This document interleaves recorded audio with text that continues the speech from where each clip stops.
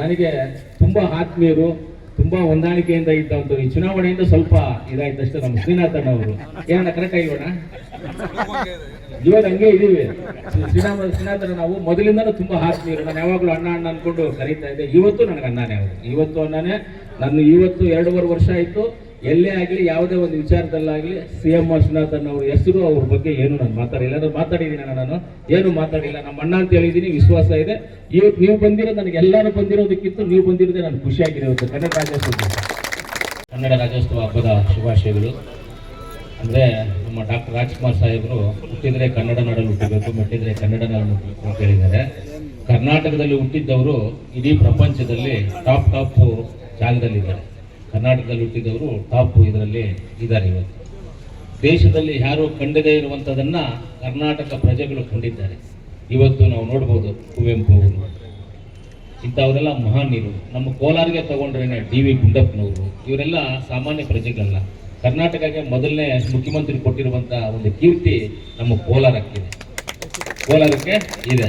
ಆದರೆ ಅದೇ ರೀತಿ ಕೋಲಾರ ಜಿಲ್ಲೆಗೆ ಕೋಲಾರ ಜಿಲ್ಲೆಯಿಂದ ಆಯ್ಕೆಯಾಗಿ ಹೋಗಿರುವಂಥ ಮೊದಲನೇ DC ನಮ್ಮ MP ಅವರು ತಂದೆ.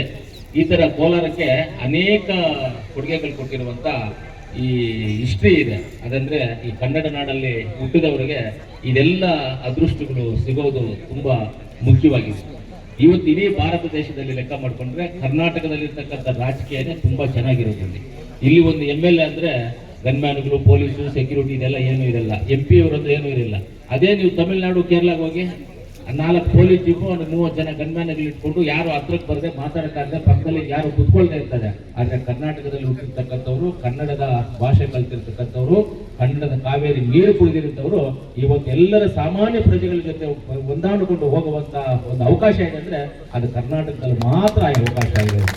ಇಂಥ ಒಂದೇ ಕಾರ್ಯಕ್ರಮ, ಒಳ್ಳೆಯ ಕಾರ್ಯಕ್ರಮಕ್ಕೆ ಆಗಮಿಸಿರ್ತಕ್ಕಂಥ ನಮ್ಮಣ್ಣ ಮಲ್ಲೇಶಣ್ಣ ಅವರು, MP ಅವರು, ತುಂಬಾ ಖುಷಿ ಆಗ್ತಾ ಇದೆ.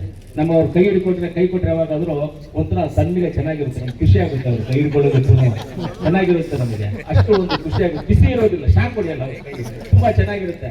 ನಮ್ಮ ಕೋಲಾರಲ್ಲಿ MP ಆದ್ರೆ ಹಂಗಿರ್ಬೇಕು, ಅದು ನಮ್ಮ ಪದ್ಧತಿ.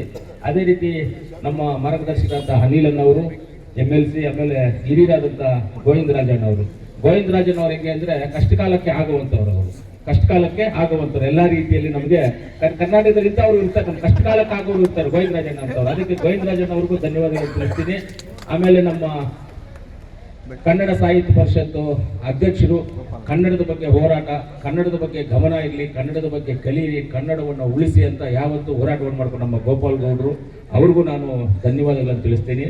ಆಮೇಲೆ ನಮ್ಮ ಕೋಲಾರ ಡೆವಲಪ್ಮೆಂಟ್ ಅಥಾರಿಟಿ ಅಧ್ಯಕ್ಷರಾದಂಥ ಅನೀಪಣ್ಣ ಅವರು, ನಮ್ಮ ನಗರಸಭೆ ಅಧ್ಯಕ್ಷರಾದಂಥ ಲಕ್ಷ್ಮೀದೇವಪ್ಪನವರು, ಉಪಾಧ್ಯಕ್ಷರಾದಂಥ ಸಂಗೀತ ಅವರು, ನಿಮ್ಮನ್ನೆಲ್ಲ ನೋಡಿದ್ರೆ ಖುಷಿ ಆಗುತ್ತಮ್ಮ. ನಮಗೆಲ್ಲ ತುಂಬಾ ಖುಷಿ ಆಗುತ್ತೆ. ಯಾಕಂದ್ರೆ ಅಧ್ಯಕ್ಷರಾಗಿದ್ರಿ, ಮುಂದೇನು ನೀವೆಲ್ಲ ಬರಬೇಕು, ನಗರಸಭೆ ಒಳಗಡೆ ಬರಬೇಕು. ಅಧ್ಯಕ್ಷರಾಗೋದು ಕೂಡ ಅದು ಆಮೇಲೆ ಇದೆ, ಆದರೆ ನೀವೆಲ್ಲ ಬರಬೇಕು ಅಂತ ನಮ್ಮ ಆಸೆ ಆಗುತ್ತೆ.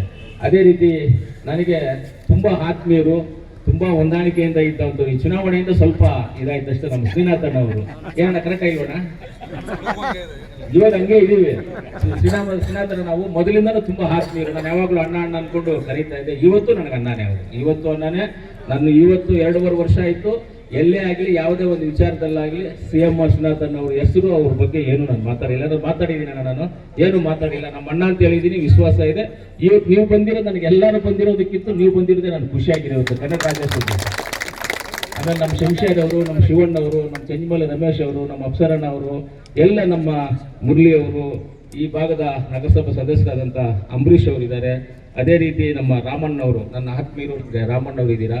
ನಮ್ಮ ಮುಖ್ಯವಾಗಿ ಹೇಳ್ಬೇಕಂದ್ರೆ ನಮ್ಮ KSRTC DC ಹೆಂಗೆ ಅಂದ್ರೆ ಇವರಿಗಿಂತ ತುಂಬಾ ಒಳ್ಳೆಯವರು ಈ ಡಿಪೋಗೆ DC ಆಗಿ ಬಂದಿದ್ದಾರೆ. ನಿಮಗಿಂತ ಒಳ್ಳೆಯವರು ಬಂದಿದ್ದಾರೆ ಸರ್. ಅದ ಸುಮ್ಮನೆ ಕೂತ್ಕೊಂಡು ಬಂದವ್ರು ನಮಸ್ಕಾರ ಕೊಟ್ಟಿರ್ತಾರೆ, ಕೆಲಸ ಇಲ್ಲ. ತುಂಬಾ ಒಳ್ಳೆಯವರಾದ್ರೂ ಪ್ರಯೋಜನ ಇಲ್ಲ.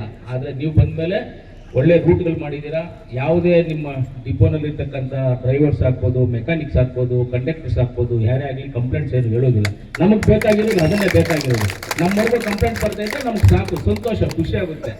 ಕರ್ನಾಟಕನ ಅಷ್ಟೇ ಸರ್, ಕನ್ನಡದಲ್ಲಿರೋರಿಗೆಲ್ಲ ಸಮಾಧಾನವಾಗಿ ಹೋಗುವಂಥವ್ರು ನಾವು. ಆ ಥರ ಇರೋದ್ರಿಂದ ಇವತ್ತು ತುಂಬಾ ಖುಷಿಯಾಗಿದೆ.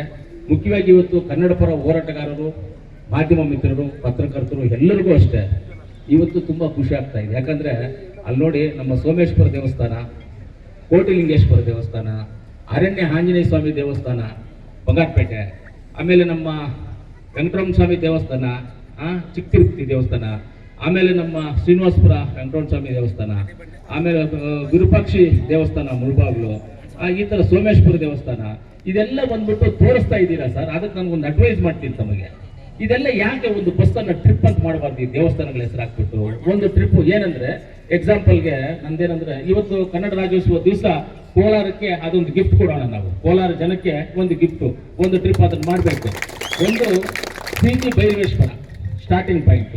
ನಾನು ಹೇಳೋದು ಹೆಂಗಂದ್ರೆ, ನೀವು ರೂಟು ಗೊತ್ತಾ, ಸಿಟಿ ಭೈರವೇಶ್ವರ, ಅಲ್ಲಿಂದ ಕೋಲಾರ, ಕೋಲಾರಿಂದ ಮಾರ್ಕಂಡೇಶ್ವರ, ಮಾರ್ಕಂಡೇಶ್ವರದಿಂದ ಹಂಗೆ ಬಸ್ ರೂಟ್ ಆಗುತ್ತೆ.